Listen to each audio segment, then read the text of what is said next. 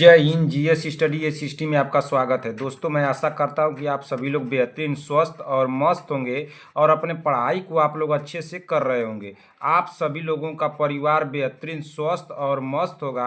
आप सभी लोगों को मेरी तरफ से ढेर सारा प्यार और आपके माता पिता को मेरी तरफ से प्रणाम है। दोस्तों, आज की क्लास में हम लोग पढ़ेंगे यूपी ट्रिपल एससी एनएम महिला स्वास्थ्य कार्यकर्ता के लिए महत्वपूर्ण बहुविकल्पी प्रश्नों को। और महिला स्वास्थ्य कार्यकर्ता की हमारे 219 नंबर की क्लास है, जिसमें कि सारे क्वेश्चन हमारे कैसे होंगे, तो ऑब्जेक्टिव होंगे, यानी कि बहुविकल्पी होंगे।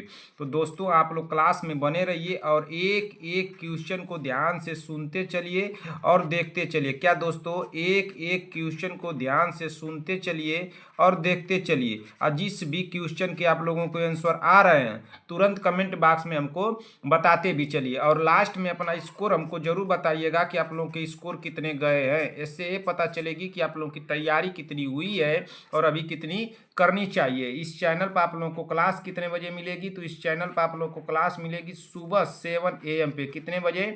सुबह 7 AM पे। और एक क्लास आप लोगों को शाम को मिलेगी, जिसकी टाइमिंग है 7 PM, यानी कि दो क्लासें आप लोगों को मिलेगी, सुबह 7 बजे और शाम को 7 बजे। इस चैनल पर जितने भी हमारे भाई बहन आए हुए हैं, चैनल को ईमानदारी से आप लोग सब्सक्राइब कर लीजिए, जब तक कि आप लोगों का एग्जाम नहीं हो जाता है। जैसे ही आप लोगों का एग्जाम हो जाएगा, तुरंत आकर के मुझे अनसब्सक्राइब मार दीजिएगा, मुझे कोई दिक्कत नहीं। मैं बार बार आप लोगों को सब्सक्राइब करने के लिए क्यों बोलता हूँ कि जैसे ही मैं कोई क्लास लूँगा, उसका नोटिफिकेशन आप लोगों के पास चला जाएगा और आप लोग उस क्लास को सबसे पहले पढ़ लेंगे। तो चलिए, अब देर न करते हुए आज की मोटिवेशन के साथ इस क्लास को हम लोग शुरू करते हैं और देखते हैं कि हमारा आज का मोटिवेशन क्या है। तो आज का हमारा मोटिवेशन है कि बड़ा नौकर बनने से अच्छा है कि छोटे मालिक बन जाओ। क्या दोस्तों, बड़ा नौकर बनने से अच्छा है कि छोटे मालिक बन जाओ। दूसरों के पीछे चलने से अच्छा है अपना रास्ता खुद बनाओ। तो चलिए दोस्तों, अब आप लोगों का समय जाया न करते हुए आज की क्लास को हम लोग शुरू करते हैं और देखते हैं कि हमारा पहला क्वेश्चन क्या दिया है। तो हमारा पहला क्वेश्चन दिया है क्वेश्चन नंबर 1। क्वेश्चन नंबर 1 को पढ़ने से पहले पहले आप लोगों को क्या करना है कि अपने मोबाइल की क्वालिटी को आप लोग को बढ़ा लेना है। ठीक ना, इतना काम कीजिए। और अपने साउंड को बढ़ा लीजिए, मोबाइल के साउंड को आप लोग बढ़ा लीजिए भाई, इतना काम आप लोग कर लीजिए। क्लास नंबर कौन सी है, तो क्लास नंबर आप लोग को बताना पड़ रहा है ना, तो ये क्लास नंबर कौन सी है? 219 है। 219 नंबर को नोट कर लीजिए कि 219 नंबर आपने क्लास को पढ़ लिया है। 200 नंबर 19 लिखिए, इस तरह से टिक कीजिए कि हमने इसको पढ़ लिया है। अगर कोई छूटा रहेगा क्लास तो आप क्लियर कर लेंगे ना, तो इसको नोट कर लीजिए। एक एक क्वेश्चन को देखते चलिएगा, जिस क्वेश्चन का आंसर आएगा कमेंट बॉक्स में हमको बताते चलिएगा, अपना स्कोर काउंट करते चलिएगा। इतना काम आप लोग सभी लोग करते चलेंगे, ठीक है।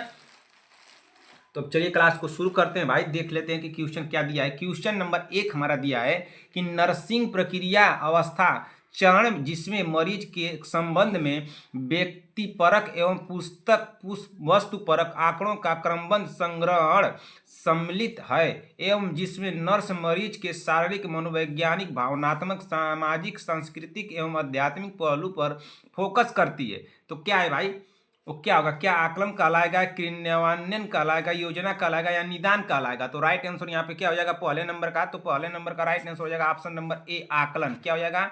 आकलन। राइट आंसर होगा ऑप्शन नंबर ए। अगले क्वेश्चन चलिए, क्वेश्चन नंबर 2। गर्भवती महिला के चैंडविक संकेत कब उपस्थित होते हैं? तो कब उपस्थित होते हैं भाई? निषेचन के तुरंत बाद, गर्भावस्था के 6 सप्ताह पर, आरोपण के तुरंत बाद, या ये सभी? गर्भवती महिला के चैंडविक संकेत कब उपस्थित होते हैं? तो कब उपस्थित होते हैं? तो गर्भावस्था के 6 सप्ताह पे उपस्थित होते हैं। राइट आंसर रहेगा ऑप्शन नंबर बी। अगले क्वेश्चन चलिए, क्वेश्चन नंबर 6। वसी अम्ल ऑक्सीकरण दोष का कारण है? तो क्या है? क्रिएटिन है, बी ऑक्सीडेज है, या लाइपेज है, या कार्निटाइन है? राइट आंसर क्या होगा? वसी अम्ल ऑक्सीकरण दोष का कारण है, तो क्या है भाई? तीसरे नंबर का राइट आंसर यहाँ पे क्या हो जाएगा? ऑप्शन नंबर डी हो जाएगा। क्या हो जाएगा? ऑप्शन नंबर डी, कार्निटाइन है। क्या है? कार्निटाइन। राइट आंसर होगा ऑप्शन नंबर डी। अगले क्वेश्चन पे चलते हैं। अगला क्वेश्चन क्या दिया है? क्वेश्चन नंबर 3 हो गया। क्वेश्चन नंबर 4 पे चलिए। क्वेश्चन नंबर 4 हमारा क्या पूछा है भाई?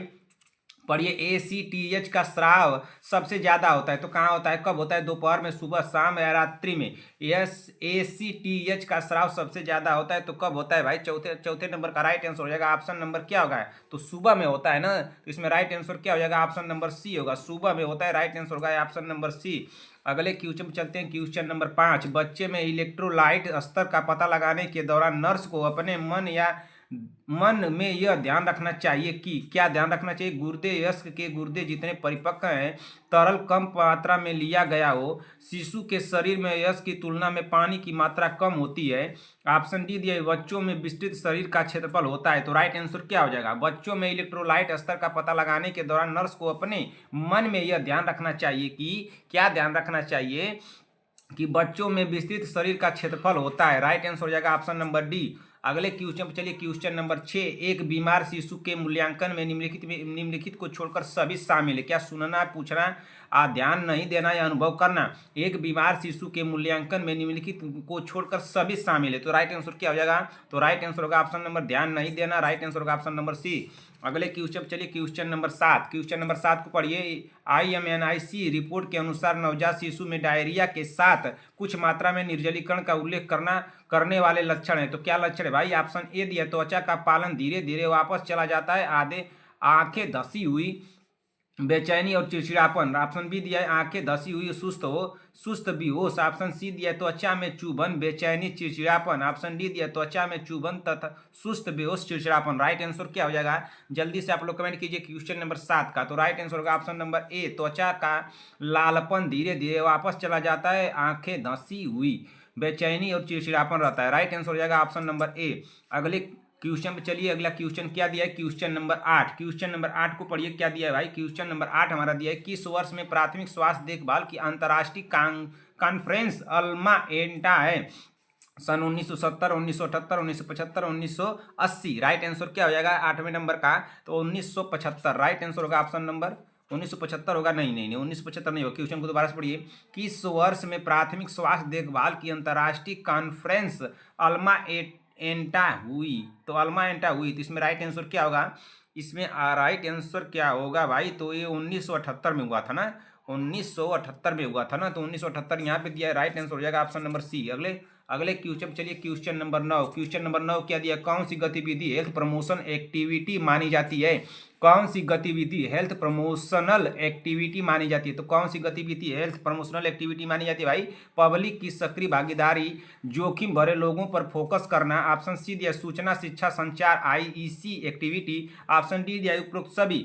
कौन सी गतिविधि हेल्थ प्रमोशनल एक्टिविटी मानी जाती है। तो कौन सी गतिविधि हेल्थ प्रमोशनल एक्टिविटी मानी जाती है भाई, 9वें नंबर का राइट आंसर क्या हो जाएगा, तो ये हो जाएगा, देखिए, क्या पब्लिक की सक्रिय भागीदारी बिल्कुल होगा, जोखिम भरे लोगों पर फोकस करना बिल्कुल होगा, सूचना, शिक्षा, संचार एक्टिविटी बिल्कुल हो जाएगा। तीनों ऑप्शन जब सही हो रहे तो ऑप्शन नंबर डी को लगाइए, राइट आंसर होगा ऑप्शन नंबर डी। अगले क्वेश्चन चलिए, 9 नंबर हो गया, क्वेश्चन नंबर 10 पे चलते हैं, रुक जाइए भाई। क्वेश्चन नंबर 10, क्वेश्चन नंबर 10 को पढ़िए, एक एक क्वेश्चन को ध्यान से सुनते चलिए, देखते चलिए, जिस क्वेश्चन का आंसर आ रहा है कमेंट बॉक्स में हमको बताते चलिए। क्वेश्चन नंबर 10 को पढ़िए, क्या पूछा है, प्राथमिक रोकथाम में क्या शामिल है। तो शीघ्र जांच एवं उपचार, स्वास्थ्य को बढ़ावा एवं विशेष सुरक्षा प्रदान करना।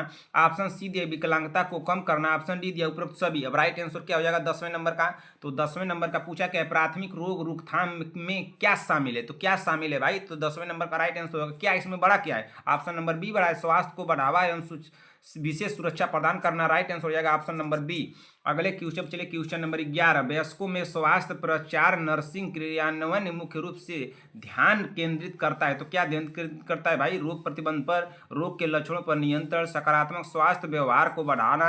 ऑप्शन डी दिया आयु को बढ़ाने के लिए पोषण संबंधी अध्यापन। पूछा क्या है कि वयस्कों में स्वास्थ्य प्रचार नर्सिंग क्रियान्वयन मुख्य रूप से ध्यान केंद्रित करता है। तो किस पे ध्यान केंद्रित करता है भाई, 11वें नंबर का राइट आंसर हो जाएगा ऑप्शन नंबर सी होगा, सकारात्मक स्वास्थ्य व्यवहार को बढ़ावा देना। राइट आंसर सकारात्मक हो जाएगा, राइट आंसर होगा ऑप्शन नंबर, यहाँ पे देखिए सी होगा भाई, गलती से हमसे लिखा जा रहा है, क्या बताएं आप लोगों को, ऑप्शन नंबर सी होगा। अगले क्वेश्चन पे चलिए, क्वेश्चन नंबर 12, मासिक धर्म चक्र के दौरान किस फेज में कार्पस ल्यूटियम का निर्माण होता है। तो किस में होता है भाई, जल्दी से बताइए, संगीता पटेल जी, प्रियंका साहनी जी, बीबा जी, सीमा देवी जी, शांति वाजपेयी जी, विक्रम जायसवाल, चंद्रकला देवी जी, अर्चना प्रजापति, बीबा जी, पुष्पाचार्य, रंजना राजभर, नेहा तिवारी, नीतू कुमारी, रद्या पंडित, कनिका चौहान, साक्षी यादव, पूनम सिंह जी, प्रीति पटेल, भावना जी, उमा तिवारी, पूजा वर्मा, अर्चना साहू, और कौन है, अंश चौधरी जी, अनुराधा मौर्य, नेहा पांडे, बीबा मिश्रा, रेखा सिंह जी, आरवी चौधरी जी, आप क्लास सुबह से एब्सेंट कर रही हैं, बस सुबह मॉर्निंग की क्लास आप देखी हैं, सुबह मॉर्निंग की क्लास आप देखी हैं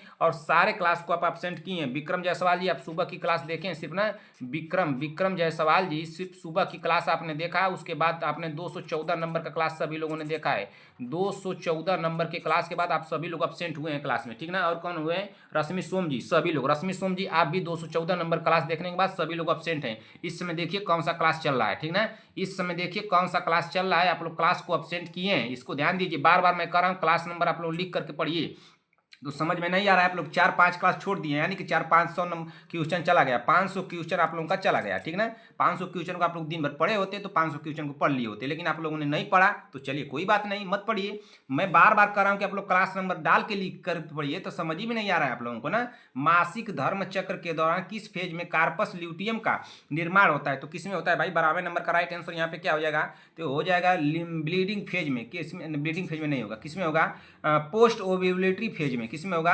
ये फेज दिया, ये भी फेज दिया ना, तो पोस्ट ओव्यूलेटरी फेज में राइट आंसर होगा यहाँ पे ऑप्शन नंबर बी। अगले क्वेश्चन चलिए, 12 नंबर हो गया, क्वेश्चन नंबर 13 पे चलिए। क्वेश्चन नंबर 13 क्या दिया है भाई? पढ़िए क्वेश्चन नंबर 13।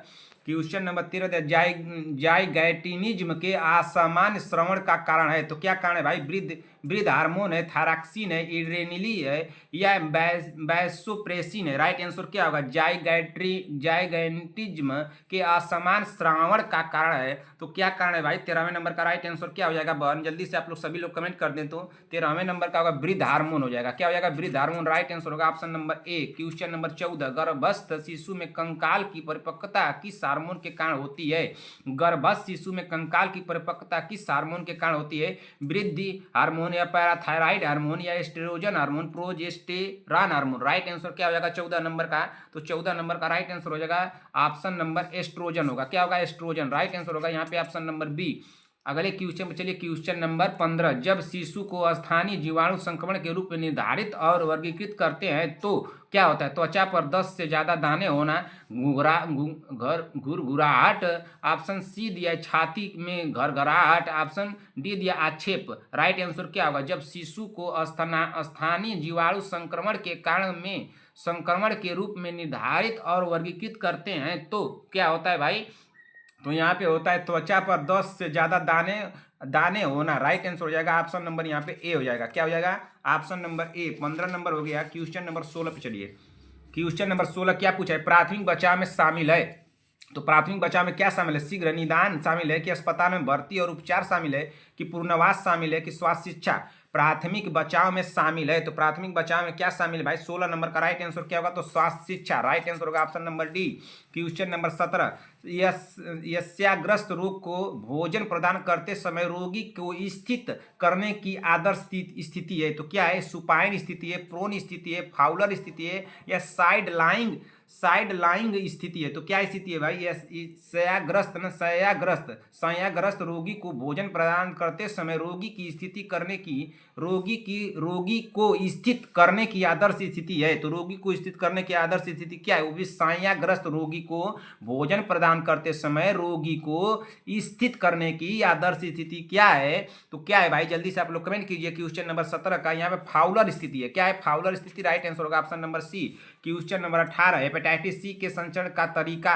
तो हेपेटाइटिस सी के संचरण का तरीका क्या है भाई? मल मौखिक मार्ग है, छोटी बूंद नाभिक है, या दूषित रक्त है, या इनमें से कोई नहीं। राइट आंसर क्या होगा? सभी बहनें कमेंट करें। हेपेटाइटिस सी के संचरण का तरीका है। तो हेपेटाइटिस सी के संचरण का तरीका क्या है? तो ये तरीका है दूषित रक्त है। राइट आंसर होगा option number C. Question number 19, कौन सा प्राणी जापानी इंसेफेलाइटिस का एम्पलीफायर है? कौन सा प्राणी जापानी इंसेफेलाइटिस का एम्पलीफायर है? तो कौन सा है भाई एम्पलीफायर? राइट आंसर क्या हो जाएगा? क्या गाय होगा, सुअर होगा, बंदर होगा, बिल्ली? इसमें राइट आंसर क्या हो जाएगा 19 नंबर का? तो 19 नंबर का राइट आंसर हो जाएगा ऑप्शन नंबर सी, सुअर। क्या हो जाएगा? सुअर। राइट आंसर होगा ऑप्शन नंबर सी। अगले क्वेश्चन चलिए, क्वेश्चन नंबर 20। क्वेश्चन नंबर 20 को पढ़िए। क्वेश्चन नंबर 20 को पढ़ने से पहले अपने मोबाइल के साउंड को बढ़ाइए, क्योंकि यहाँ पे एलियन लोग आ गए हैं। एलियन लोग आ गए हैं, शोर करेंगे, पक्का शोर करेंगे बहन। सभी लोग अपने मोबाइल के साउंड को बढ़ाइए, साउंड को बढ़ाइए। एलियन लोग आ गए मंगल ग्रह से। कहाँ से आए हैं? मंगल ग्रह से। इन लोगों को हम लोगों की बातें समझ में नहीं आती है। ये लोग इंसान में नहीं आते हैं ना, ये लोग जानवर में भी नहीं आते हैं। अब समझिए किस प्राणी में आएंगे, आप लोग समझ सकती हैं। स्तनपान सप्ताह निम्न में मनाया जाता है। तो कब मनाया जाता है? जुलाई का प्रथम सप्ताह, अगस्त का प्रथम सप्ताह, सितंबर का प्रथम सप्ताह, नवंबर का प्रथम सप्ताह। तो स्तनपान सप्ताह निम्न में मनाया जाता है। तो कब मनाया जाता है भाई स्तनपान सप्ताह? आप लोगों को मैं कराया हूँ बहन, अगस्त का प्रथम सप्ताह में मनाया जाता है। मैं इस क्वेश्चन को कराया हूँ। संगीता पटेल जी बहन बताइए, क्या क्वेश्चन नंबर 20 को कराया हूँ कि नहीं कराया हूँ? बिल्कुल कराया हूँ। अगर आप लोग कह देंगे कि सर नहीं कराए हैं तब तो ये गलत बात है बहन। मैं आप लोगों को क्वेश्चन करा चुका हूँ बहुत पहले का। इसका राइट आंसर हुआ है ऑप्शन नंबर बी। क्या हुआ है? Option number B. इसको इंपॉर्टेंट में लेकर चलिएगा, पूछ सकता है एग्जामिनर। क्वेश्चन नंबर 21, न्यूरोलॉजिकल जन्मजात किरणों के कारण रूप में ज्ञात जीका वायरस किसके द्वारा फैलता है? तो किसके द्वारा फैलता है भाई? न्यूरोलॉजिकल जन्मजात विकिरणों के कारण रूप में ज्ञात विकिरणों के कारण रूप में ज्ञात जीका वायरस किसके द्वारा फैलता है? तो जीका वायरस किसके द्वारा फैलता है? चूहे के काटने से, मच्छर के काटने से, सांप के काटने से, बंदर के काटने से। तो किसके काटने से फैलता है भाई? 21 नंबर का राइट आंसर क्या हो जाएगा? तो 21 नंबर का राइट आंसर हो जाएगा, यहाँ पे होगा, क्या होगा जल्दी से बताइए भाई। 21 नंबर का यहाँ पर राइट आंसर होगा ऑप्शन नंबर बी, मच्छर के काटने से। राइट आंसर हो जाएगा ऑप्शन नंबर बी। अगले क्वेश्चन चलिए, क्वेश्चन नंबर 22, जब मानव शरीर का तापमान सामान्य शारीरिक तापमान से लगभग 2 से 3.5 फ़ारेनहाइट कम हो जाता है तो इस स्थिति को कैसे जाना जाता है? तो कैसे जाना जाता है भाई? मैं इस क्वेश्चन को कराया हूं, जल्दी से आप लोग कमेंट कीजिए। जब मानव शरीर का तापमान सामान्य शारीरिक तापमान से लगभग 2 से 3.5 फ़ारेनहाइट कम हो जाता है तो इस स्थिति को कैसे जाना जाता है? क्या बुखार से, हाइपोथर्मिया से, हाइपरथर्मिया है, हाइपर पायरेक्सिया? राइट आंसर क्या हो जाएगा 22 नंबर का? तो यहाँ पे राइट आंसर हो जाएगा ऑप्शन नंबर हाइपोथर्मिया। क्या होगा? हाइपोथर्मिया। राइट आंसर होगा बन ऑप्शन नंबर बी। अगले क्वेश्चन चलिए, क्वेश्चन बहुत समय कम है बन, जितना हो सके उतना तेजी में आप लोग पढ़ लीजिए। अगर हमारी स्पीड आप लोगों को कम लग रही है तो अपनी स्पीड को बढ़ा लीजिए। अपने स्पीड को आप लोग बढ़ा लीजिए भाई, अपने मोबाइल की क्वालिटी को बढ़ाइए, अपने स्पीड को बढ़ाइए, साउंड को बढ़ाइए, सब लोग आप लोग बढ़ा करके देखिए। गलत प्रसव पीड़ा के लक्षण निम्नलिखित सभी सिवाय कि संकुचन के बीच का अंतराल लंबे समय तक रहता है, सिर मुक्त रहता है, मल त्यागने से लक्षण में राहत मिल सकती है, नियमित अंतराल पर पीड़ा होती है। गलत प्रसव पीड़ा के लक्षण निम्नलिखित सभी सिवाय, तो हाँ की, तो क्या है इसमें? सभी हैं सिवाय के भाई। गलत प्रसव पीड़ा के लक्षण है तो जो निम्नलिखित में सभी हैं, लेकिन सिवाय कौन होगा इसमें से? 23 नंबर का। तो 23 नंबर का राइट आंसर होगा नियमित अंतराल पर पीड़ा होती है। राइट आंसर होगा ऑप्शन नंबर डी। अगले क्वेश्चन चलिए, क्वेश्चन नंबर 24, मनुष्य को रोटी चबाने पर मीठा क्यों लगता है? यह क्वेश्चन कराया गया। क्या कार्बोहाइड्रेट शक्कर में परिवर्तित हो जाता है, वसा शक्कर में बदल जाता है, प्रोटीन शक्कर में बदल जाता है? इनमें से कोई नहीं। मनुष्य को रोटी चबाने पर मीठा क्यों लगता है? तो क्यों लगता है भाई 24 नंबर का? तो कार्बोहाइड्रेट शक्कर में परिवर्तित हो जाता है इसलिए मीठा लगता है। राइट आंसर होगा option number A. Question number 25, शरीर के लिए एंजाइम बहुत आवश्यक है, क्योंकि क्यों आवश्यक है? शरीर के लिए एंजाइम बहुत आवश्यक है, लेकिन क्यों आवश्यक है? शरीर का रचनात्मक भाग है, ऊर्जा प्रदान करते हैं, जीव रसायन क्रियाओं के उत्प्रेरक हैं, तंत्रिका क्रियाओं का नियंत्रण करते हैं। अब राइट आंसर क्या हो जाएगा 25 नंबर का? यहाँ पे होगा जीव रसायन क्रियाओं का उत्प्रेरक है। राइट आंसर होगा ऑप्शन नंबर सी। अगले क्वेश्चन चलिए, क्वेश्चन नंबर 26। क्वेश्चन नंबर 26 को पढ़िए, क्या दिया है भाई? क्वेश्चन नंबर 26 क्या दिया है पढ़िए। पूछा है मानव शरीर का सबसे बड़ा अंग कौन सा है? मानव शरीर का सबसे बड़ा अंग कौन सा है? तो मानव शरीर का सबसे बड़ा अंग क्या होगा? मस्तिष्क, गुर्दा, यकृत या हृदय? तो मानव शरीर का सबसे बड़ा अंग कौन सा है? इस ऑप्शन में क्या दिया है आप लोग बता दीजिए, इसमें क्या होगा बताइए जल्दी से। मानव शरीर का सबसे बड़ा अंग कौन सा है भाई? बहुत आसान क्वेश्चन है। इसमें राइट आंसर हो जाएगा ऑप्शन नंबर क्या लगा दिया जाए बताइए जल्दी से, यकृत। राइट आंसर होगा ऑप्शन नंबर बी। अगले क्वेश्चन चलिए, क्वेश्चन नंबर 27। क्वेश्चन नंबर 27 को पढ़िए, क्या दिया है?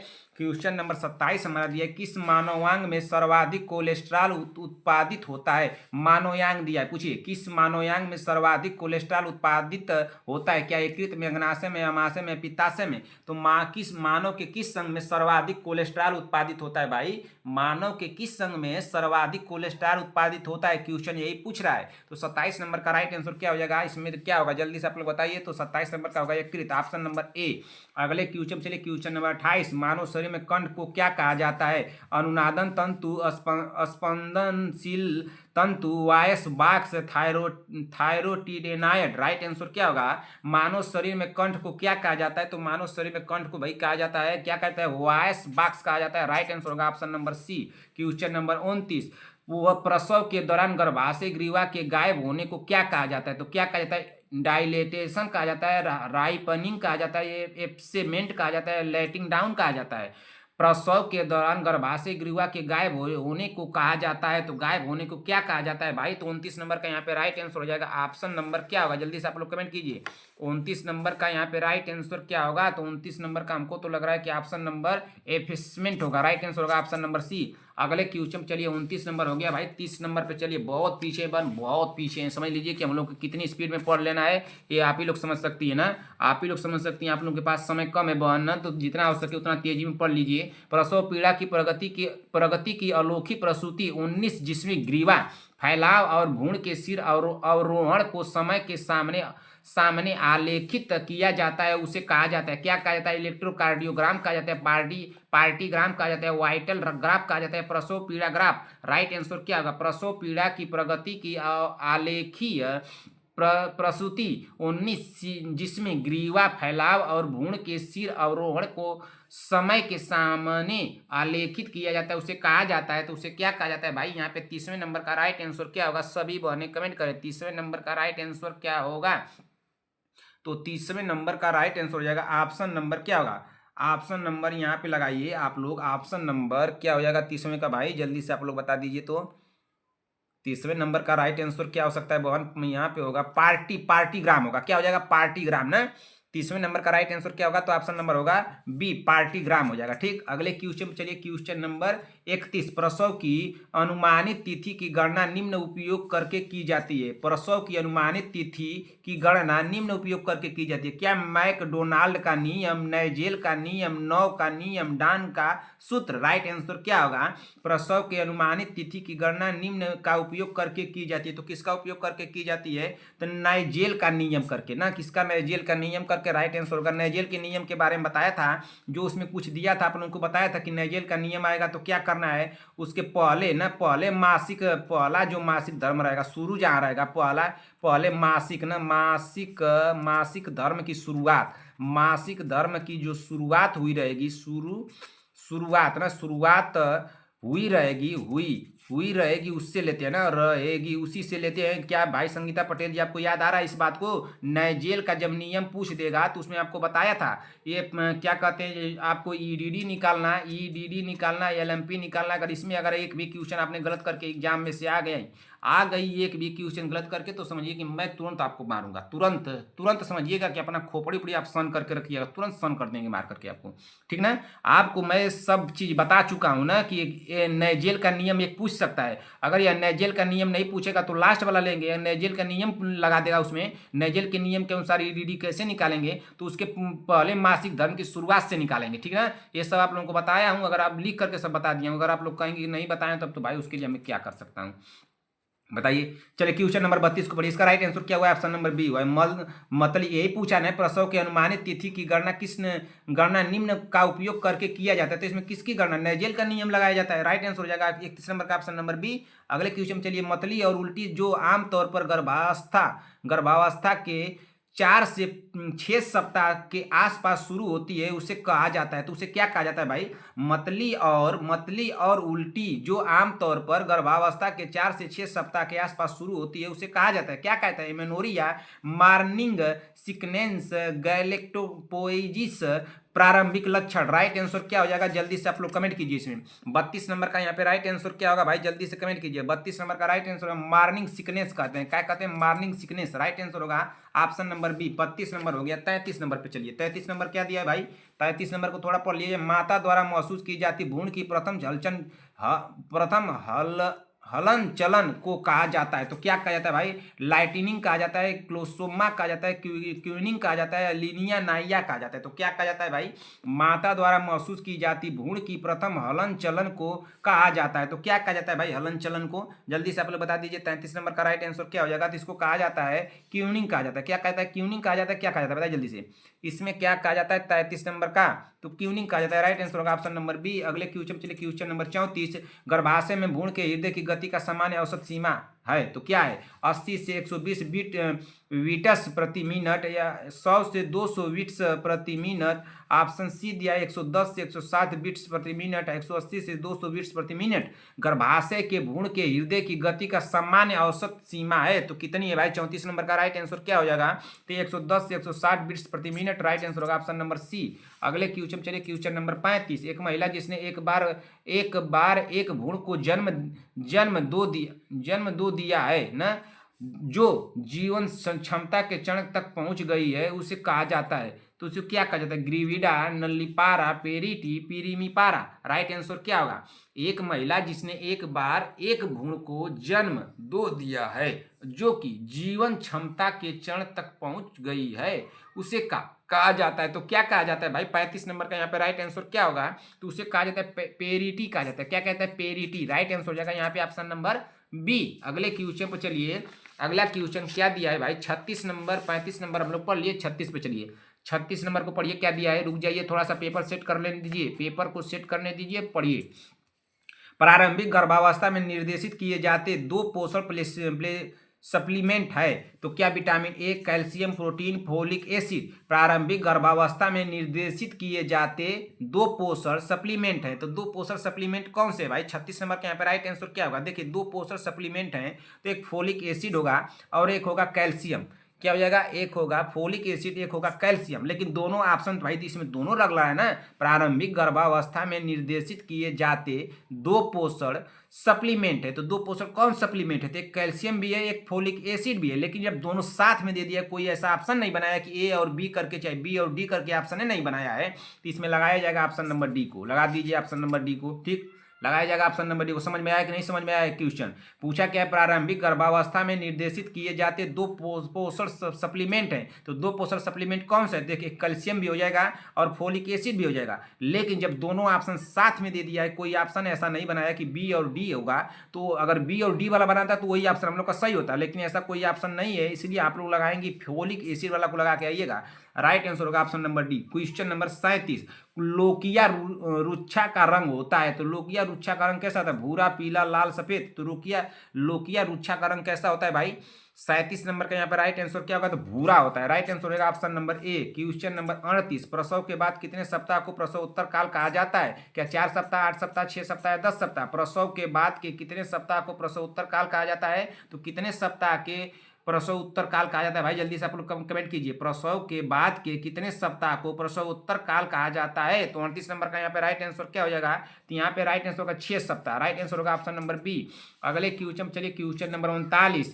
प्रसव के बाद 24 से 48 घंटे के दौरान स्तन से स्रावित होने वाले पतले सीरम द्रव को कहा जाता है, तो क्या कहते हैं? फार्म मिल्क कहा जाता है, कोलेस्ट्रम कहा जाता है, हिंद मिल्क कहा जाता है, या मैच्योर मिल्क कहा जाता है? तो क्या कहा जाता है भाई? जल्दी से आप लोग कहिए, जल्दी से आप लोग कमेंट कर दीजिए, क्या कहा जाता है? प्रसव के बाद 24 से 48 घंटे के दौरान स्तन से स्रावित होने वाले पतले सीरम द्रव को कहा जाता है।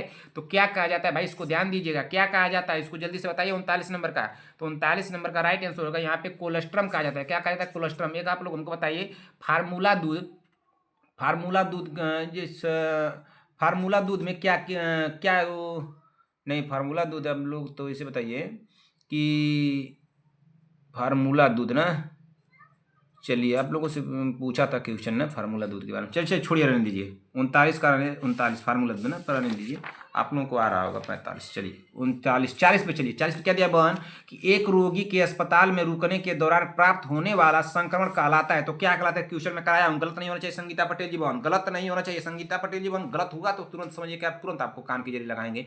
संगीता पटेल जी, प्रियंका साहनी जी, वंदना राजभर, शांति वाजपेयी जी। शांति वाजपेयी जी क्लास में बहुत अपसेंट हो रही है बहन। सीमा देवी जी, विक्रम जायसवाल, चंद्रकला देवी जी। चंद्रकला देवी जी सुबह क्लास में आई थी, पूरे दिन क्लास चली, 300-400 क्वेश्चन आप लोग को सुबह से दे चुका, लेकिन आप लोग पढ़ा नहीं ना। अर्चना प्रजापति जी, विभा जी आप भी क्लास में एब्सेंट हुई हैं सुबह से, सुबह क्लास की, उसके बाद पता नहीं आप कहाँ गई, ठीक ना। और कौन है? अंश चौधरी जी, रश्मि सोम जी आप सुबह से क्लास में नहीं आई, ठीक ना। बहुत अच्छा की बहन, मैं बार बार आप लोगों को कह रहा हूँ कि हर 1-2 घंटे पे आप लोग क्लास आकर के देखा कीजिए। 2 घंटे पर कम से कम देखा कीजिए भाई, 2 घंटे पर क्लास आप लोग चेक किया कीजिए चैनल पे आकर के, तब भी आप लोग को समझ में नहीं आ रहा है। एक रोगी के अस्पताल में रुकने के दौरान प्राप्त होने वाला संक्रमण कहलाता है, तो क्या कहलाता है भाई? जल्दी से आप लोग कमेंट कीजिए 40 नंबर का। तो 40 नंबर का यहाँ पे राइट आंसर हो जाएगा नोजोकोमियल संक्रमण। क्या कहता है? नोजोकोमियल संक्रमण। राइट आंसर होगा ऑप्शन नंबर डी। यह क्वेश्चन में आप लोगों को कराया हूँ। Question number 41। इंसुलिन का आविष्कार किसने किया था? मैं आप लोगों को होमवर्क में दिया था क्वेश्चन। क्या एफ वेटिंग ने, एडवर्ड जेनर ने, रोनाल्ड रॉस ने, या एस.ए.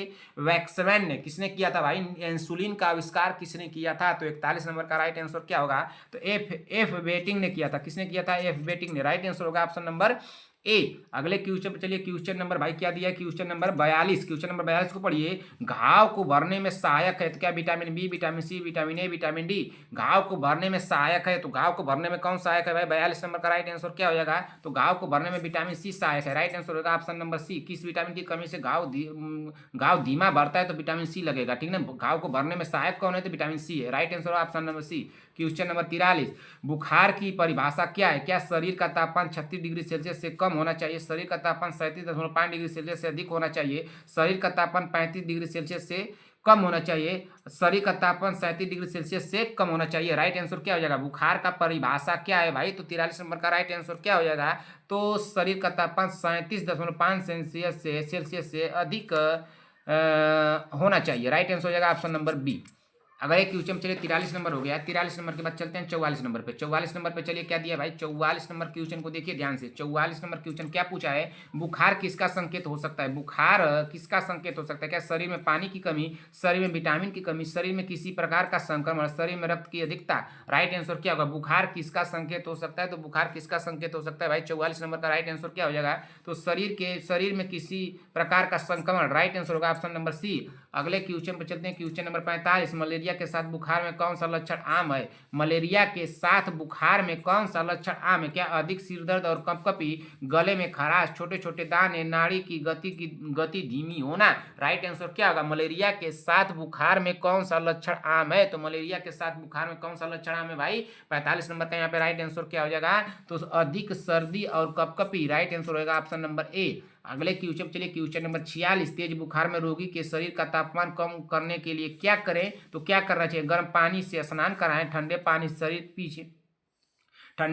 शरीर पोछें, रोगी को कंबल में लपेटें, रोगी को धूप में रखें। तेज बुखार में रोगी के शरीर का तापमान कम करने के लिए क्या करना चाहिए, तो क्या करना चाहिए भाई, जल्दी से आप लोग बताइए। तो तेज बुखार में रोगी के शरीर का तापमान कम करने के लिए क्या करना चाहिए, तो क्या करना चाहिए भाई, 46 नंबर का राइट आंसर क्या होगा, तो ठंडे पानी से शरीर को पोछना चाहिए। राइट आंसर होगा ऑप्शन नंबर बी। क्या हो जाएगा, ऑप्शन नंबर बी होगा। अगले क्वेश्चन चलिए, क्वेश्चन नंबर 47, बुखार में नाड़ी की गति के बारे में क्या सही है, बुखार में नाड़ी के गति के बारे में क्या सही है, क्या नाड़ी धीमी हो जाती है, नाड़ी तेज हो जाती है, नाड़ी सामान्य रहती है, नाड़ी रुक जाती है। राइट आंसर क्या होगा, बुखार में नाड़ी की गति के बारे में क्या सही है, तो क्या होता है भाई, बुखार जब होता है तो नाड़ी के बारे में क्या गति सही हो सकता है, 47 नंबर का राइट आंसर क्या होगा, नाड़ी तेज हो जाती है। राइट आंसर हो जाएगा option number B.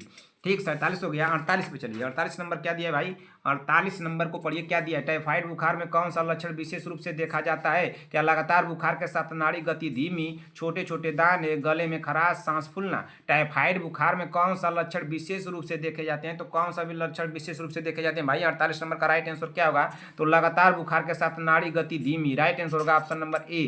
Question number 49 पढ़िए क्या है, टांसिलिन इन्फेक्शन में कौन सा लक्षण नहीं होता है, तो कौन सा नहीं होता है कि गले में दर्द, खाना निगलने में कठिनाई, पेट में कीड़े, बुखार। टांसिल इन्फेक्शन में कौन सा लक्षण नहीं होता है, तो कौन सा लक्षण नहीं होता है, इसको ध्यान दीजिएगा। टांसिल इन्फेक्शन में कौन सा लक्षण नहीं होता है, तो कौन सा लक्षण नहीं होता है 49 नंबर का, अरे भाई पेट में कीड़े। राइट आंसर होगा ऑप्शन नंबर सी। क्या हो जाएगा, ऑप्शन नंबर सी। एक गले में दर्द पहले नंबर पर डाला गया है तो आप लोग कंफ्यूज हो सकती हैं, गलत कर सकती हैं। फिर खाना निगलने में कठिनाई, ये भी हो गया, तो आप लोग इसको लगाइए, पेट में कीड़े नहीं पूछा है। राइट आंसर होगा ऑप्शन नंबर सी।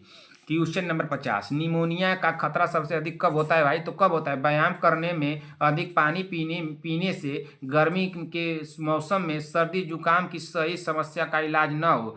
निमोनिया का खतरा सबसे अधिक कब होता है भाई, तो निमोनिया का खतरा सबसे अधिक कब होता है, तो सर्दी जुकाम का सही समय से इलाज न होना। राइट आंसर हो जाएगा ऑप्शन नंबर यहाँ पे डी होगा 50 का, ठीक ना। अगले क्वेश्चन पे चलिए, 50 नंबर हो गया भाई, 50 नंबर हो गया कितना, 33 मिनट में हम लोग किए 50 क्वेश्चन। 51 पे चलिए, 51 पे चलिए, कम से कम 1 घंटे 10 मिनट में इस क्लास को खत्म करिए। निमोनिया में सांस की गति के साथ क्या देखा जाता है, निमोनिया में सांस की गति के साथ क्या देखा जाता है, आंखों में लाली, नाड़ी का धीमा होना, गले में खराश, पसली का चलना। राइट आंसर क्या हो जाएगा, राइट आंसर क्या होगा, जल्दी से कमेंट कीजिए भाई, सभी लोग कमेंट करें। निमोनिया में सांस की गति के साथ क्या देखा जाता है, तो क्या देखा जाता है भाई, 51 नंबर का राइट आंसर हो जाएगा पसली का चलना। राइट आंसर क्या होगा, ऑप्शन नंबर डी। अगले क्वेश्चन चलते हैं, क्वेश्चन नंबर क्या होगा, क्वेश्चन नंबर 52 ना, पेट के दर्द के लिए कौन सी दवा लाभदायक है? पेट के दर्द के लिए कौन सी दवा लाभदायक है भाई? कोट्रीमोक्साजोल है या पैरासीटामॉल है, एंटीसाप्मोडिक है या मेम्ब्राजोल है? राइट आंसर क्या होगा? पेट के दर्द के लिए कौन सी दवा लाभदायक है? तो पेट के दर्द के लिए कौन सी दवा लाभदायक है भाई? 52 नंबर का राइट आंसर क्या होगा? Option number C, anti spasmodic होगा। क्या होगा? एंटी स्पास्मोडिक राइट आंसर होगा ऑप्शन नंबर सी। अगले क्वेश्चन चलिए, क्वेश्चन नंबर 53। क्वेश्चन नंबर 53 को पढ़िए, क्या दिया है भाई? क्वेश्चन नंबर 53 हमारा दिया है कि कमर दर्द में क्या नहीं करना चाहिए। तो क्या नहीं करना चाहिए, इसको ध्यान दीजिए। क्या नहीं करना चाहिए? गर्म सेक करना, और देखिए गर्म सेक करना, गर्म सेक तो कर सकते हैं, गर्म के सेकाई कर सकते हैं कमर दर्द में। क्या नहीं करना चाहिए? तो गर्म सेक करना, तो यानी गर्म सेक कर सकते हैं, इसको ऐसा तो नहीं कि नहीं कर सकते हैं। रोगी को आराम देना, आराम भी दे सकते हैं भाई। पैरासीटामॉल देना भाई, पैरासीटामॉल भी दे सकते हैं। रीढ़ की हड्डी में विकृति की जांच न करना। राइट आंसर हो जाएगा ऑप्शन नंबर क्या होगा? ऑप्शन नंबर सी होगा ना। क्या हो जाएगा? Option number C. यहाँ पे कहते हैं न करना, कर सकते हैं ना, न करना कर सकते हैं, लेकिन न करना दे दिया है तो ऑप्शन नंबर सी होगा। यहाँ पे नहीं पूछा है लेकिन इसको हम लोग कर सकते हैं, यहाँ पे न दिया है तो ये भी होगा right answer option number C. Question number 54। Question number 54, दांत के दर्द में घरेलू उपाय क्या है? क्या लौंग का तेल लगाना, ठंडा पानी पीना, गर्म पानी से कुल्ला करना, चीनी खाना? राइट आंसर क्या होगा? दांत के दर्द में घरेलू उपाय क्या है भाई? तो 54 नंबर का राइट आंसर यहाँ पे क्या हो जाएगा? तो घरेलू उपाय लौंग का तेल लगाना। राइट आंसर होगा ऑप्शन नंबर ए। 55 हो गया, चलिए 56 54 54 नंबर हो गया ना, 54 नंबर हुआ ना।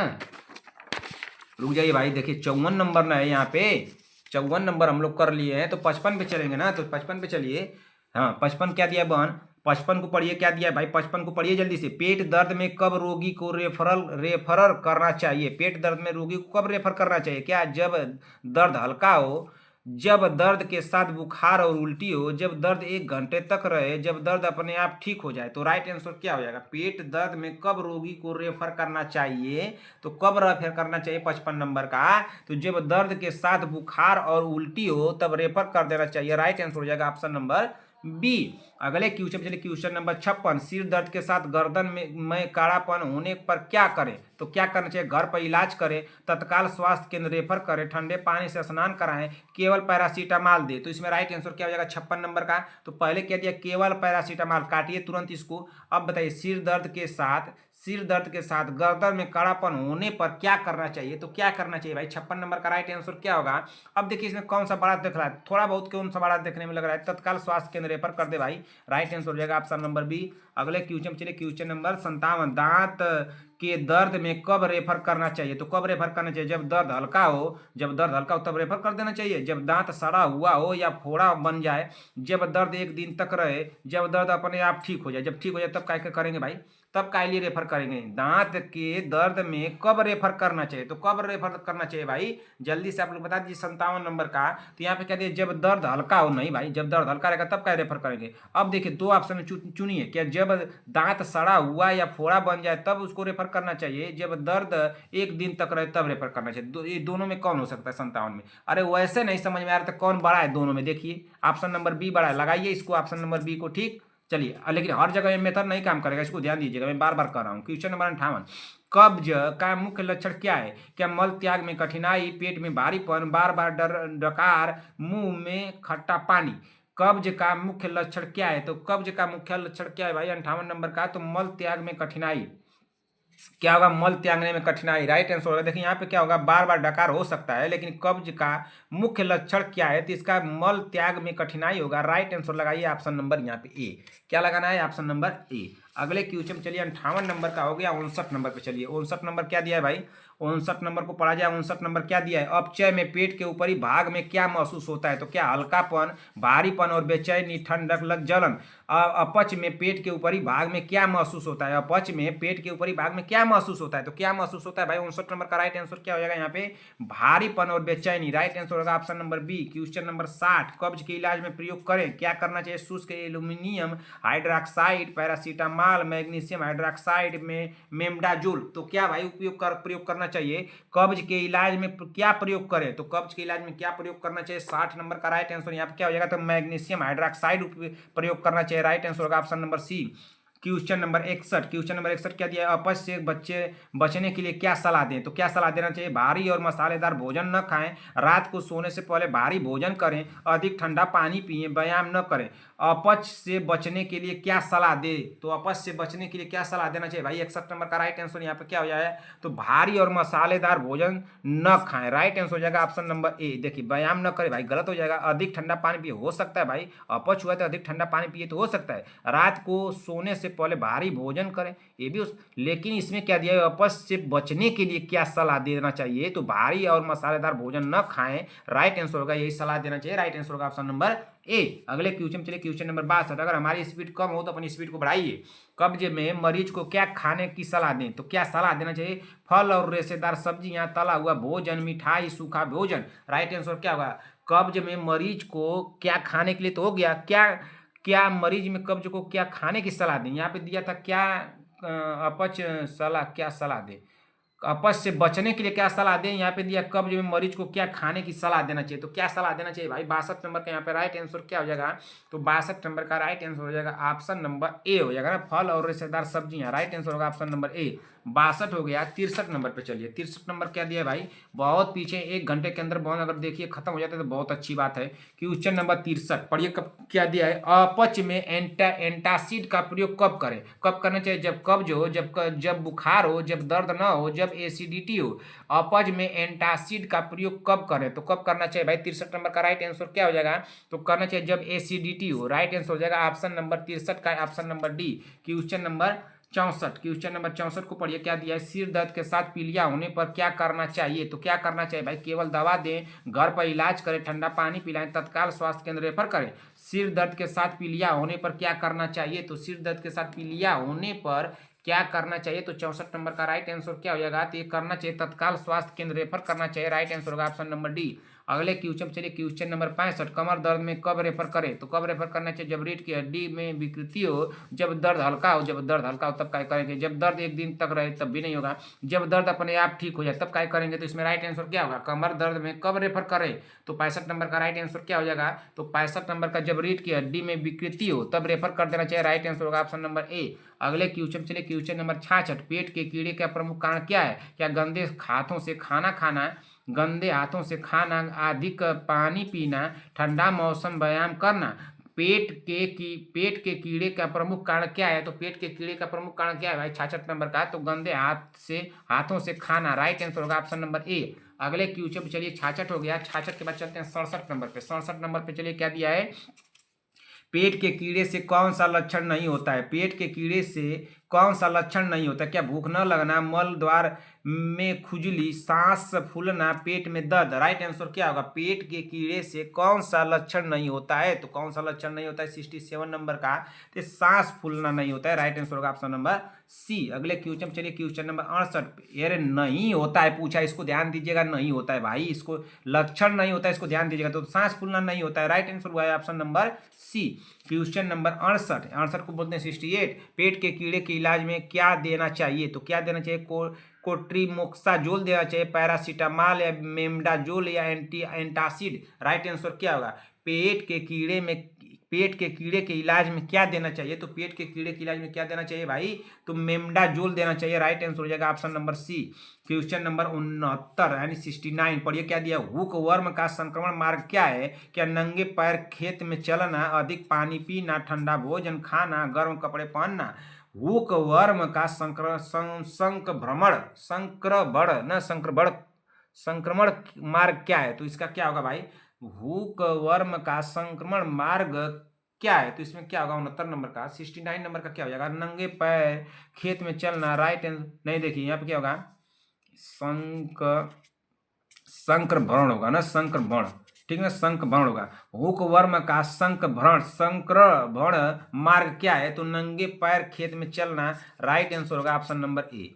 क्या हो जाएगा, ऑप्शन नंबर ए होगा। अगले क्वेश्चन चलिए, क्वेश्चन नंबर 70, पेट के कीड़े से रक्त अल्पता का कारण क्या है, राउंड वर्म है, थ्रेड वर्म है, टेप वर्म है या हुक वर्म है। पेट के कीड़े से रक्त अल्पता का कारण क्या है, तो पेट के कीड़े से रक्त अल्पता का कारण क्या है भाई, जल्दी से आप लोग कमेंट कीजिए।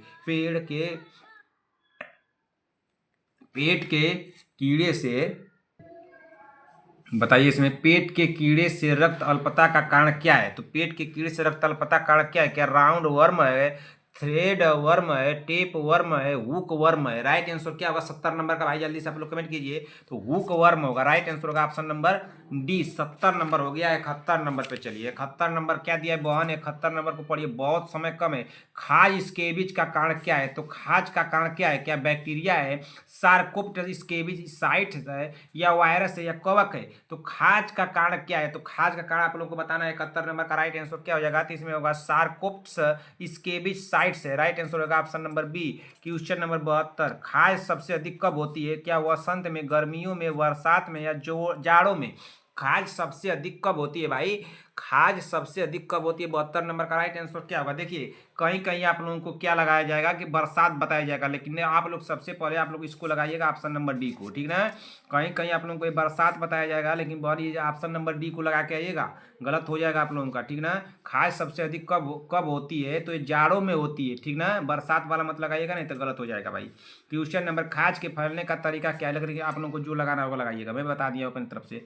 खाज के फैलने का तरीका क्या है? कि भोजन से, पानी से, हवा से, रोगी के कपड़े और बिस्तर से। खाज के फैलने का तरीका क्या है? तो क्या है तरीका भाई? 73 नंबर क्वेश्चन का राइट आंसर क्या होगा?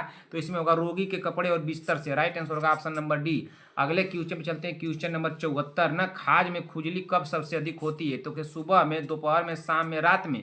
खाज में खुजली कब सबसे अधिक होती है भाई? तो 74 नंबर का राइट आंसर क्या हो जाएगा? तो 74 नंबर का होगा रात में। राइट आंसर होगा ऑप्शन नंबर डी ना, रात में होती है भाई। राइट आंसर होगा ऑप्शन नंबर डी। बड़ी बेकार समस्या है भाई, रात में होती है खुजली, क्या किसको किसको हो जाएगी भाई? तो ये तो बड़ा दिक्कत वाली बात है ना कि रात में हो जाएगी। दिन में होता तो आदमी थोड़ा इलाज उलाज करवाता, रात में होगा सुबह से सही हो जाएगा, तो सुबह आदमी भूल जाएगा। क्वेश्चन नंबर 75, ऐसे ऐसा रोग चल दिया है कि आदमी सोचने पर भी मजबूर हो जाए कि क्या ये भी रोग है क्या? चलिए, बच्चे की भाषा विकास प्रक्रिया में सबसे महत्वपूर्ण भूमिका कौन निभाता है? बच्चे की भाषा विकास प्रक्रिया में सबसे महत्वपूर्ण भूमिका कौन निभाता है? स्कूल का अनुशासन, टीवी का और मोबाइल, माता पिता और घर का वातावरण, या केवल शिक्षक? केवल नहीं, काटिए इसको। केवल शिक्षक कैसे होगा? काटिए इसको तुरंत, तुरंत इसको काटिए। तो बच्चे की भाषा विकास प्रक्रिया में सबसे महत्वपूर्ण भूमिका कौन है? तो उसके माता पिता होंगे ना। 75 नंबर का राइट आंसर क्या हो जाएगा? तो उसके माता पिता ही होंगे। माता पिता और घर का वातावरण होगा। राइट आंसर होगा ऑप्शन नंबर सी। ये तो ऐसा क्वेश्चन है सब ना जो आप लोगों का है बाल विकास से जो क्वेश्चन बनता है, बाल विकास से अधिक पूछता है। जैसे सी टेट का अगर एग्जाम आप लोग देने जाएंगे, तो आप लोग तो देने नहीं जाएंगे, अगर कोई देने वाला होगा तो ये सब बाल विकास से सबसे ज़्यादा पूछे, बाल विकास से क्वेश्चन उठाया है। तो क्या उसमें पूछता है बहुत ज़्यादा ऐसा कुछ क्वेश्चन ना। बाकी बहुत ही सबसे ज़्यादा इजी क्वेश्चन ये सब उसमें रहता है। क्वेश्चन नंबर, ऐसा क्वेश्चन बहुत ही इजी उसमें रहता है। उसमें अगर मान लीजिए कहीं पे की का मात्रा दे दिया, उससे ही क्वेश्चन का चेंज हो जाएगा, कहीं न दे दिया उसी से क्वेश्चन का आंसर चेंज हो जाएगा। इस तरह से उसमें होता है ना। तो वो बहुत समझिए कि टफ से हमको लगता है कि एग्जाम से होता है।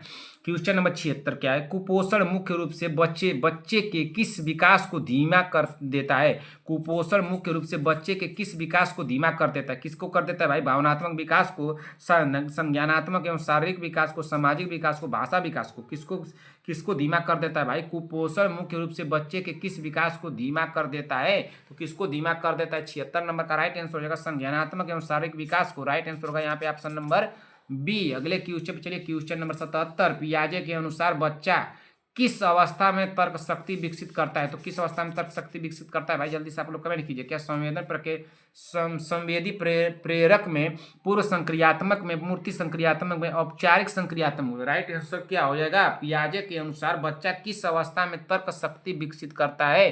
तो किस में विकसित करता है भाई? 77 नंबर का राइट आंसर क्या होगा? तो औपचारिक संक्रियात्मक। राइट आंसर होगा ऑप्शन नंबर डी। अगले क्वेश्चन चलिए। 77 नंबर हो गया। 78 नंबर पे चलिए। 78 नंबर देखिए, 47 मिनट हो गए, बहुत जल्दी खत्म कीजिए। 78 नंबर क्या दिया है? बच्चे में आत्मविश्वास विकसित करने का सबसे सहायक है। तो क्या सहायक है भाई? बच्चे में आत्मविश्वास, क्या पूछा है कि बच्चे में आत्मविश्वास विकसित करने में सबसे सहायक है? तो क्या है? दंड है, तुलना है, प्रोत्साहन है, उपेक्षा? तो आत्मविश्वास विकसित करने के लिए क्या होगा बताइए? दंड देंगे तो आत्मविश्वास होगा, तुलना करेंगे तो होगा, किसी से तुलना करेंगे उसका बच्चा ऐसा है, तुम ऐसे हो, तुम ये करते हो, वो करता है, तुम तो अच्छे नहीं हो, पढ़ने में अच्छा है, तो ऐसा तुलना करेंगे तो क्या उसका आत्मविश्वास बढ़ेगा? क्या उससे कुछ अपेक्षा करेंगे तो उसका आत्मविश्वास बढ़ेगा? 78 नंबर का बताइए। हमको तो लग रहा है कि उसका प्रोत्साहन आप करेंगे तब तो उसका आत्मविश्वास बढ़ेगा। राइट आंसर होगा ऑप्शन नंबर सी। कि होगा कि नहीं हुआ ऑप्शन नंबर सी। नहीं समझ में आएगा कमेंट कीजिएगा तुरंत। संगीता पटेल जी, प्रियंका साहनी जी, सीमा देवी जी, संगीत और कौन है, आरवी चौधरी जी, और कौन है भाई, कौन भाई, रश्मि सोम जी। रश्मि सोम जी सुबह से क्लास में एब्सेंट है। आपको लग रहा है कि आपको कान की जरी लगाना पड़ेगा। हमको कान पकड़ के एकदम काट लेंगे ना, बिना कान का कर देंगे आपको।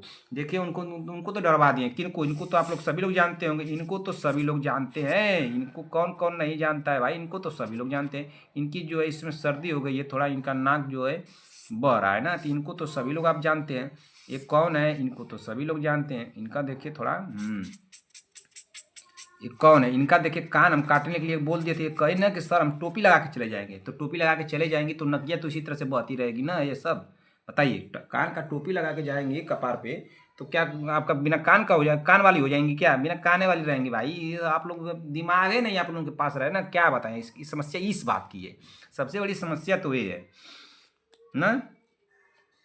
कहाँ होता है दिमाग भाई? बताइए जल्दी से आप लोग बताइए। बाल विकास का कौन सा सिद्धांत कहता है कि विकास सिर से पैर की ओर होता है? जल्दी से आप लोग बता दीजिए भाई, जल्दी से बताइए। क्या प्रोक्सीमोडिस्टल सेफलाक्डल सामाजिक सिद्धांत मनोविश्लेषण? राइट आंसर क्या होगा? बाल विकास का कौन सा सिद्धांत कहता है कि विकास सिर से पैर की ओर होता है? तो सिर से पैर की ओर होता है भाई, जल्दी से बताइए। विकास जो होता है सिर से पैर से सिर की ओर नहीं होता है, पैर सिर से पैर की ओर होता है। 79 नंबर का राइट आंसर क्या होगा भाई?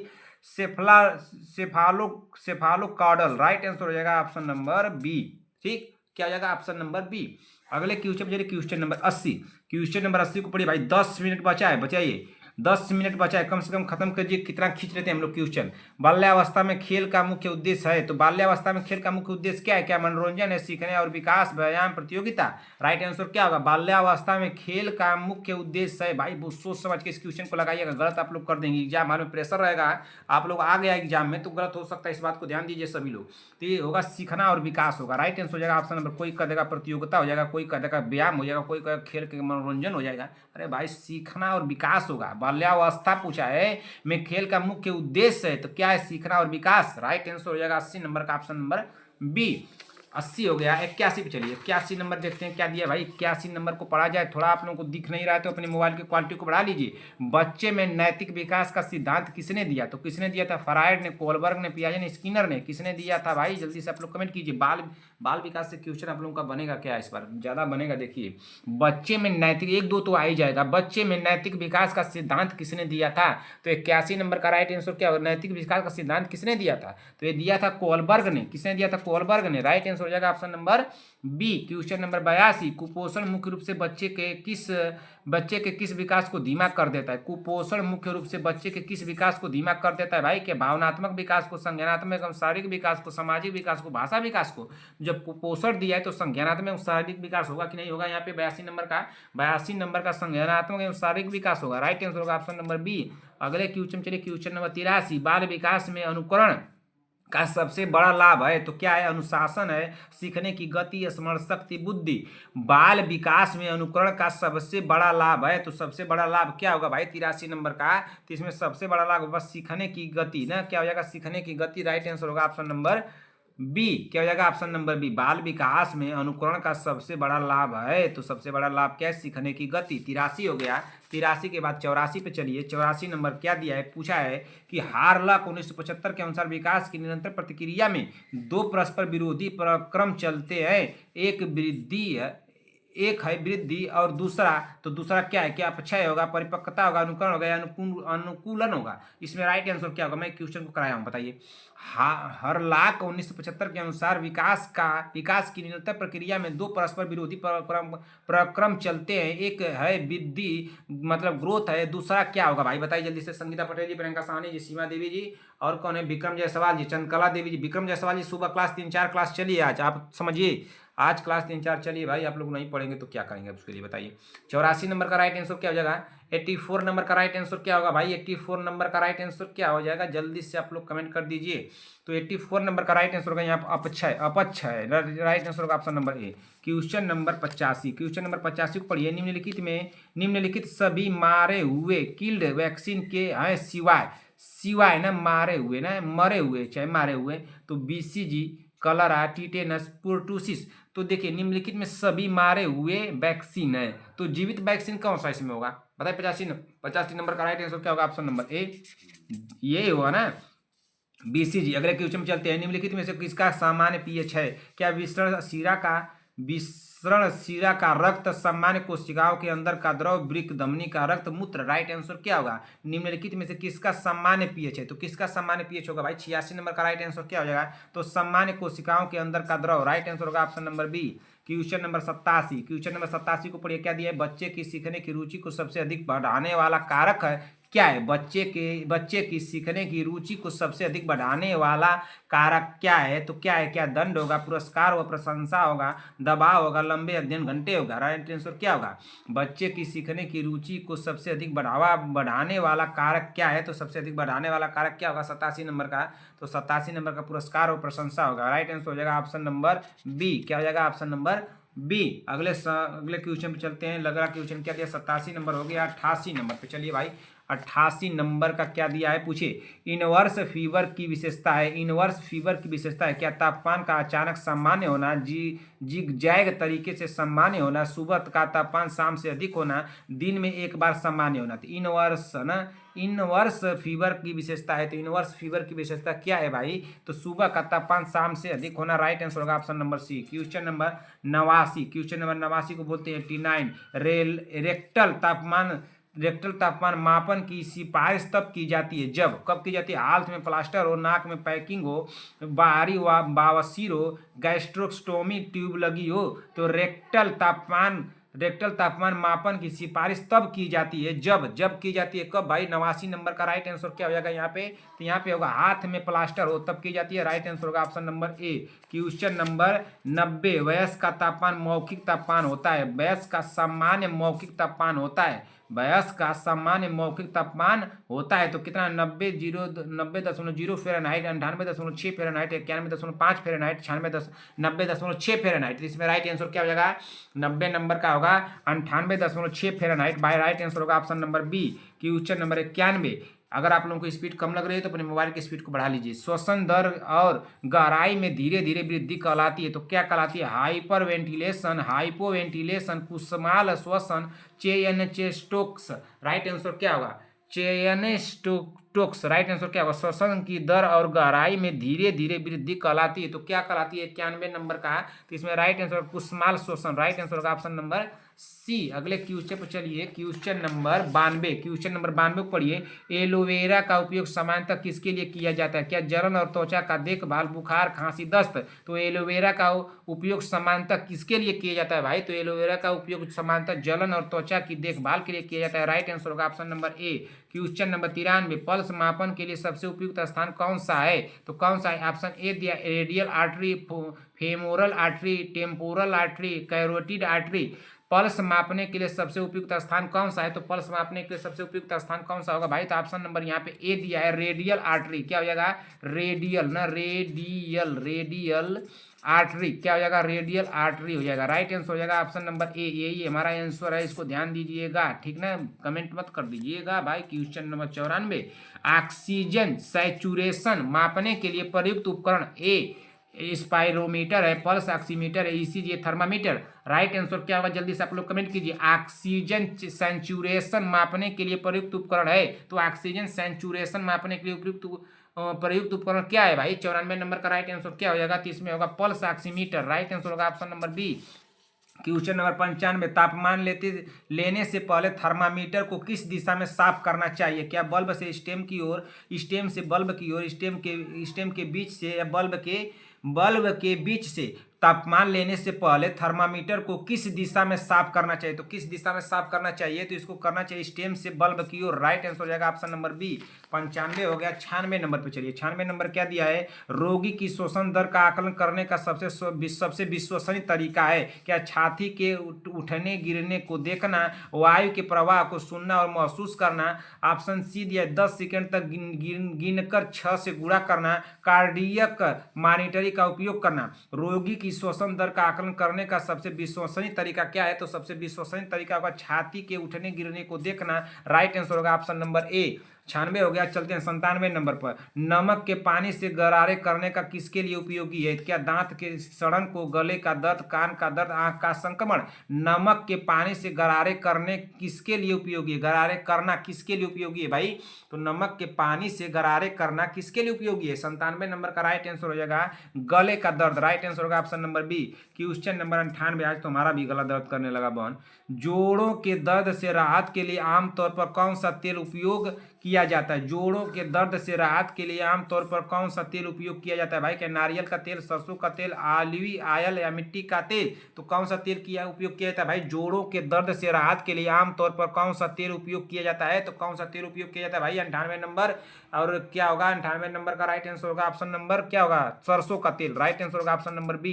Question number 99। क्वेश्चन नंबर 99 को पढ़िए। क्या दिया है? नाड़ी मापन में सबसे अधिक प्रयुक्त आर्टरी कौन सी है? नाड़ी मापन में सबसे अधिक प्रयुक्त आर्टरी कौन सी है? ऑप्शन ए दिया है brachial, radial, femoral, popliteal. Right answer क्या होगा? नाड़ी मापन में सबसे अधिक प्रयुक्त आर्टरी कौन सी है? तो सबसे प्रयुक्त आर्टरी कौन सी होगी? तो इसमें रेडियल। राइट आंसर हो जाएगा ऑप्शन नंबर बी। ठीक ना। अगले क्वेश्चन में चलते देखिए। 99 नंबर हो गया। रुकिए तो थोड़ा सा क्वेश्चन कहीं रख दिए बहन। 100 नंबर क्वेश्चन आप लोगों का कहीं रख दिए। थोड़ा सा हमको समय दे दीजिए सभी बहने। 10 सेकेंड का आप लोगों का समय लेना चाहूंगा। अभी मैं रखा था कहीं ऊपर नीचे हो गया मुझसे ना। थोड़ा सा समय दे दीजिए बहन। बस बस बस बस थोड़ा सा समय दे दीजिए। बस आप लोग समय दे दीजिए। हाँ रुकिए, मिल गया। चलिए 100 नंबर को पढ़ लीजिए। 100 नंबर क्या दिया है भाई? बच्चे में हाइपाक्सिया की प्रारंभिक पहचान का सबसे अच्छा तरीका है। बच्चों में हाइपाक्सिया की प्रारंभिक पहचान का सबसे अच्छा तरीका है क्या? छाती का एक्सरे, पल्स ऑक्सीमेट्री, रक्त जांच या एबीजी? राइट आंसर क्या हो जाएगा यहाँ पे? तो राइट आंसर हो जाएगा पल्स ऑक्सीमेट्री। राइट आंसर होगा ऑप्शन नंबर बी। क्या हो जाएगा? ऑप्शन नंबर 100 क्वेश्चन हम लोग कर लिए हैं। 100 क्वेश्चन कितने समय में किए? 1 घंटे। 1 घंटे में मान लीजिए किए ना। 1 घंटे में किए। 15-10 सेकंड का तो बातें छोड़िए। 1 घंटे में हम लोग कितने किए? 100 क्वेश्चन किए। 60 मिनट में 100 क्वेश्चन। ठीक ना। आप लोग बताइएगा कि आप लोग को स्पीड कम थी तो कम थी तो अपना स्पीड बढ़ा लीजिएगा। बहुत मैं भी कोशिश किया कि आप लोग को जल्दी से जल्दी जितना से जितना क्वेश्चन दे दूं मैं अपना ही प्रयास कर रहा हूँ। ठीक ना। सभी बहनों, संगीता पटेल जी, प्रियंका साहनी जी, शांति वाजपेयी जी, सीमा देवी जी, विक्रम जायसवाल, चंद्रकला देवी जी, अर्चना प्रजापति, बीबा जी, सभी लोगों को खूब मेहनत कीजिए। आप लोग हमारी बहनें, मैं बहुत विश्वास कर रहा हूँ कि आप लोग खूब मेहनत कर रहे हैं बहन। खूब मेहनत कीजिए, जितना हो सके उतना मेहनत कीजिए ना। अंश चौधरी जी, रश्मि सोम जी, रूपा विश्वकर्मा, विक्रम जायसवाल जी, रूपा विश्वकर्मा, प्रीति कुमारी, आरवी चौधरी जी, रेखा सिंह, युवराधा मौर्य, नेहा पांडे, विभा मिश्रा, सभी बहनें खूब मेहनत कर रही है ना। आप लोग खूब मेहनत कर रही हैं बहन। मैं भी देख रहा हूँ कि आप लोग खूब मेहनत कर रहे हैं। पहले से आप लोग के स्कोर भी अच्छे जा रहे हैं। सीमा देवी जी खूब मेहनत कर रहे हैं। चंद्रकला देवी जी भी खूब मेहनत कर रही हैं।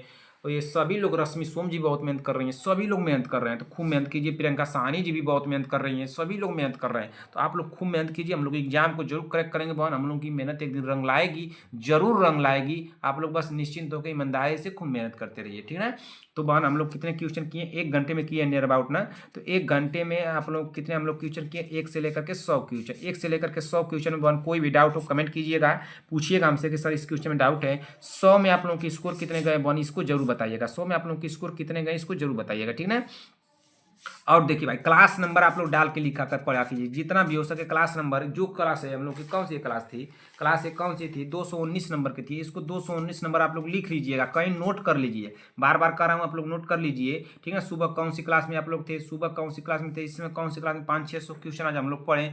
तो आप लोग इस तरह से भाई करते रहिए। ठीक ना। तो 219 नंबर क्लास डाल लिया करिए और तब पढ़ा कीजिए। ठीक। और क्या कहना था आप लोगों के? अगर क्लास आप लोगों को हमारी अच्छी लगी हो बहन तो एक लाइक कर दीजिएगा। ठीक ना। अपने दोस्तों में, भाई बहनों में जो भी लोग हों उनको शेयर कर दीजिएगा। जो भी बहने हमारे चैनल पर पहली बार आए, चैनल को बहन ईमानदारी से सब्सक्राइब कर लीजिए जब तक कि आप लोगों का एग्जाम नहीं हो जाता है। जैसे एग्जाम हो जाएगा अनसब्सक्राइब मार दीजिएगा, मुझे कोई दिक्कत नहीं। मैं बार बार सब्सक्राइब करने के लिए क्यों बोलता हूँ कि जैसे ही मैं कोई क्लास लूँगा उसका नोटिफिकेशन आप लोगों के पास चला जाएगा और आप लोग इस क्लास को सबसे पढ़ लेंगे। ठीक है। सबसे पहले पढ़ लेंगे। तो अगर बहन आप लोगों को हमारी क्लास अच्छी लगी हो तो एक कमेंट बॉक्स में अपना प्यार देना आप लोग मत भूलिएगा। एक प्यारा सा कमेंट करके जरूर जाइएगा। आप लोगों के कमेंट का मुझे इंतजार रहता है तो आप लोग प्यारा सा कमेंट जरूर कीजिएगा। सभी बहनें प्यारा सा कमेंट करेंगे। अगर क्लास आप लोगों को अच्छी लगी हो बहन तो कमेंट बॉक्स में अपना प्यार देना मत भूलिएगा।